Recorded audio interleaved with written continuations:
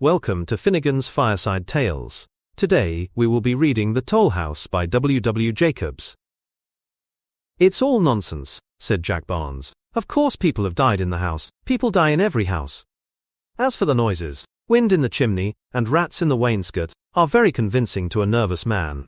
Give me another cup of tea, Meagle. Lester and White are first, said Meagle, who was presiding at the tea table of the Three Feathers Inn. You've had two.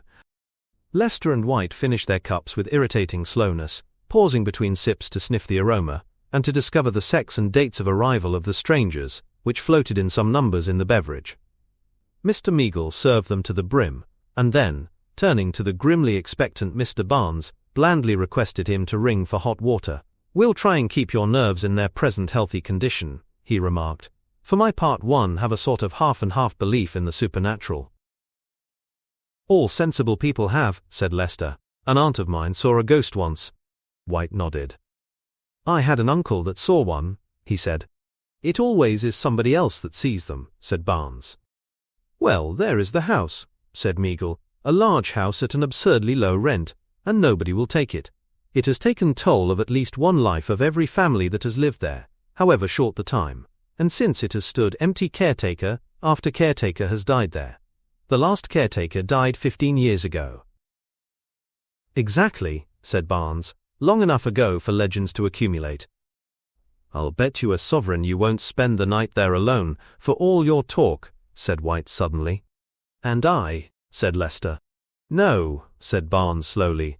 I don't believe in ghosts, nor in any supernatural things whatever.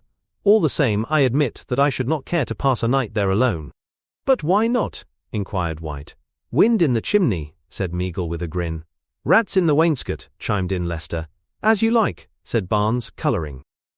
Suppose we all go, said Meagle. Start after supper, and get there about 11. We have been walking for 10 days now without an adventure, except Barnes's discovery that ditch water smells longest. It will be a novelty at any rate, and if we break the spell by all surviving, the grateful owner ought to come down handsome.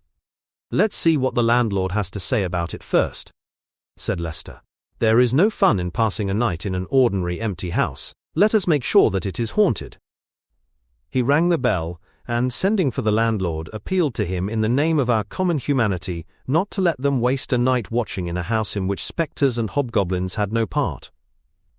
The reply was more than reassuring, and the landlord, after describing with considerable art the exact appearance of a head which had been seen hanging out of a window in the moonlight, wound up with a polite but urgent request that they would settle his bill before they went. It's all very well for you young gentlemen to have your fun, he said indulgently. But, supposing as how you are all found dead in the morning, what about me? It ain't called the Toll House for nothing, you know. Who died there last? Inquired Barnes with an air of polite derision. A tramp, was the reply. He went there for the sake of half a crown, and they found him next morning hanging from the balusters, dead. Suicide, said Barnes. Unsound mind. The landlord nodded. That's what the jury brought it in, he said slowly. But his mind was sound enough when he went in there. I'd known him, off and on, for years. I'm a poor man, but I wouldn't spend the night in that house for £100. He repeated this remark as they started on their expedition a few hours later. They left as the inn was closing for the night. Bolts shot noisily behind them, and as the regular customers trudged slowly homewards, they set off at a brisk pace in the direction of the house. Most of the cottages were already in darkness, and lights in others went out as they passed. It seems rather hard that we have got to lose a night's rest in order to convince Barnes of the existence of ghosts, said White. It's in a good cause, said Meagle. A most worthy object, and something seems to tell me that we shall succeed. You didn't forget the candles, Lester? I have brought 2, was the reply. All the old man could spare. There was but little moon, and the night was cloudy. The road between high hedges was dark, and in one place, where it ran through a wood, so black that they twice stumbled in the uneven ground at the side of it. Fancy leaving our comfortable beds for this, said White again. Let me see. This desirable residential sepulchre lies to the right, doesn't it? Farther on, said Meagle. They walked on for some time in silence, broken only by White's tribute to the softness, the cleanliness, and the comfort of the bed which was receding farther and farther into the distance. Under Meagle's guidance they turned off at last to the right, and after a walk of 1/4 mile, saw the gates of the house before them. The lodge was almost hidden by overgrown shrubs, and the drive was choked with rank growths. Meagle leading, they pushed through it until the dark pile of the house loomed above them. "There is a window at the back where we can get in, so the landlord says," said Lester, as they stood before the hall door. "Window," said Meagle. "Nonsense, let's do the thing properly. Where's the knocker?" He felt for it in the darkness, and gave a thundering rat-tat-tat at the door. "Don't play the fool," said Barnes crossly. "Ghostly's servants are all asleep," said Meagle gravely, "but I'll wake them up before I've done with them. It's scandalous keeping us out here in the dark." He plied the knocker again, and the noise volleyed in the emptiness beyond. Then, with a sudden exclamation, he put out his hands and stumbled forward. "Why, it was open all the time," he said, with an odd catch in his voice. "Come on." "I don't believe it was open," said Lester, hanging back. "Somebody is playing us a trick." "Nonsense," said Meagle sharply. "Give me a candle, thanks. Who's got a match?" Barnes produced a box and struck one, and Meagle, shielding the candle with his hand, led the way forward to the foot of the stairs. "Shut the door, somebody," he said. "There's too much draught." "It is shut," said White, glancing behind him. Meagle fingered his chin. "Who shut it?" he inquired, looking from one to the other. "Who came in last?" "I did," said Lester, "but I don't remember shutting it. Perhaps I did, though." Meagle, about to speak, thought better of it, and, still carefully guarding the flame, began to explore the house, with the others close behind. Shadows danced on the walls and lurked in the corners as they proceeded. At the end of the passage they found a second staircase, and ascending it, slowly gained the first floor. "Careful," said Meagle as they gained the landing. He held the candle forward and showed where the balusters had broken away. Then he peered curiously into the void beneath. "This is where the tramp hanged himself, I suppose," he said thoughtfully. "You've got an unwholesome mind," said White as they walked on. "This place is quite creepy enough without you remembering that. Now let's find a comfortable room and have a little nip of whiskey apiece and a pipe. How will this do?" He opened a door at the end of the passage and revealed a small square room. Meagle led the way with the candle, and, first melting a drop or two of tallow, stuck it on the mantelpiece. The others seated themselves on the floor and watched pleasantly as White drew from his pocket a small bottle of whiskey and a tin cup. I've forgotten the water," he exclaimed. "I'll soon get some," said Meagle. He tugged violently at the bell handle, and the rusty jangling of a bell sounded from a distant kitchen. He rang again. "Don't play the fool," said Barnes roughly. Meagle laughed. "I only wanted to convince you," he said kindly. "There ought to be, at any rate, one ghost in the servants' hall." Barnes held up his hand for silence. "Yes?" said Meagle with a grin at the other two. "Is anybody coming?" "Suppose we drop this game and go back," said Barnes suddenly. "I don't believe in spirits, but nerves are outside anybody's command. You may laugh as you like, but it really seemed to me that I heard a door open below and steps on the stairs." His voice was drowned in a roar of laughter. "He is coming round," said Meagle with a smirk. "By the time I have done with him he will be a confirmed believer. Well, who will go and get some water? Will you, Barnes?" "No," was the reply. "If there is any, it might not be safe to drink after all these years," said Lester. "We must do without it." Meagle nodded, and taking a seat on the floor, held out his hand for the cup. Pipes were lit, and the clean, wholesome smell of tobacco filled the room. White produced a pack of cards. Talk and laughter rang through the room and died away reluctantly in distant corridors. "Empty rooms always delude me into the belief that I possess a deep voice," said Meagle. "Tomorrow He started up with a smothered exclamation as the light went out suddenly and something struck him on the head. The others sprang to their feet. Then Meagle laughed. "It's the candle," he exclaimed. "I didn't stick it enough." Barnes struck a match, and relighting the candle, stuck it on the mantelpiece, and sitting down, took up his cards again. "What was I going to say?" said Meagle. "Oh, I know. Tomorrow Listen," said White, laying his hand on the other's sleeve. "Upon my word, I really thought I heard a laugh." "Look here," said Barnes. "What do you say to going back? I've had enough of this. I keep fancying that I hear things too. Sounds of something moving about in the passage outside. I know it's only fancy, but it's uncomfortable. You go if you want to, said Meagle, and we will play dummy, or you might ask the tramp to take your hand for you, as you go downstairs. Barnes shivered and exclaimed angrily. He got up, and, walking to the half-closed door, listened. Go outside, said Meagle, winking at the other two. I'll dare you to go down to the hall door and back by yourself. Barnes came back and bending forward lit his pipe at the candle. I am nervous but rational, he said, blowing out a thin cloud of smoke. My nerves tell me that there is something prowling up and down the long passage outside. My reason tells me that that is all nonsense. Where are my cards? He sat down again, and, taking up his hand, looked through it carefully and led. Your play, White, he said after a pause. White made no sign. Why, he is asleep, said Meagle. Wake up, old man, wake up and play. Lester, who was sitting next to him, took the sleeping man by the arm and shook him, gently at first and then with some roughness. But White, with his back against the wall and his head bowed, made no sign. Meagle bawled in his ear, and then turned a puzzled face to the others. He sleeps like the dead, he said, grimacing. Well, there are still 3 of us to keep each other company. Yes, said Lester, nodding. Unless... Good Lord, suppose... He broke off, and eyed them, trembling. Suppose what? Inquired Meagle. Nothing, stammered Lester. Let's wake him. Try him again. White, White! It's no good, said Meagle seriously. There's something wrong about that sleep. That's what I meant, said Lester. And if he goes to sleep like that, why shouldn't... Meagle sprang to his feet. Nonsense, he said roughly. He's tired out, that's all. Still, let's take him up and clear out. You take his legs, and Barnes will lead the way with the candle. Yes? Who's that? He looked up quickly towards the door. Thought I heard somebody tap, he said with a shamefaced laugh. Now, Lester, up with him. 1, 2, Lester, Lester! He sprang forward too late.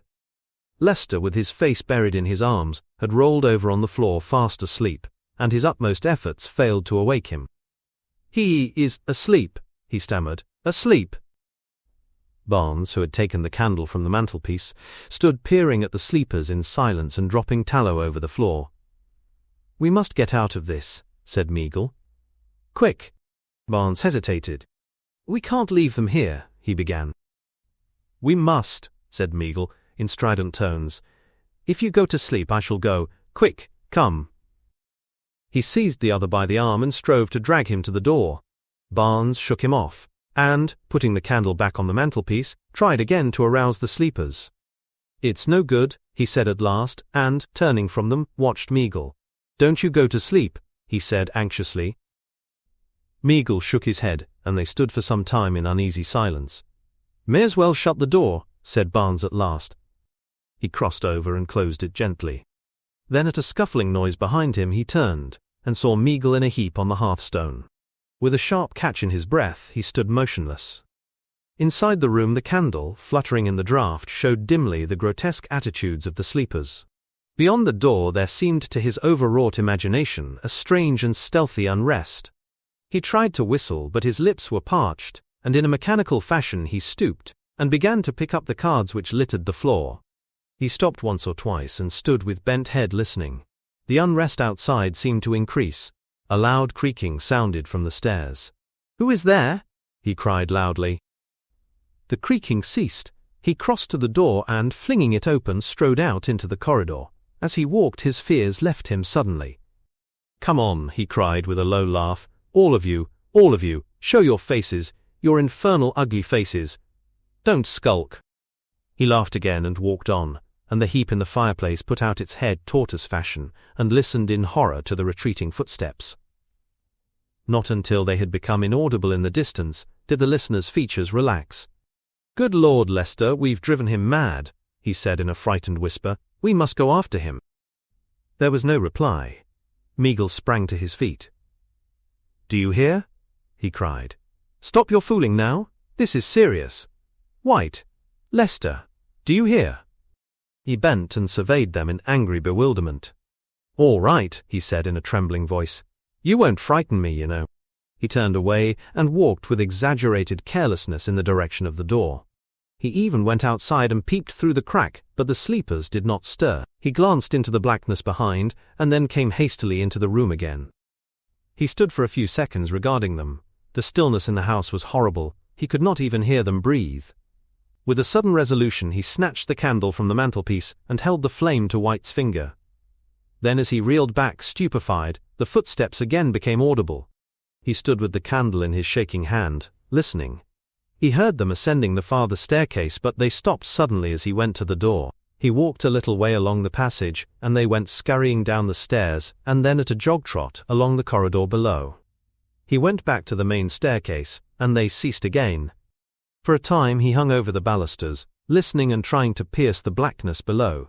Then slowly, step by step, he made his way downstairs, and holding the candle above his head, peered about him. "Barnes," he called, "where are you?"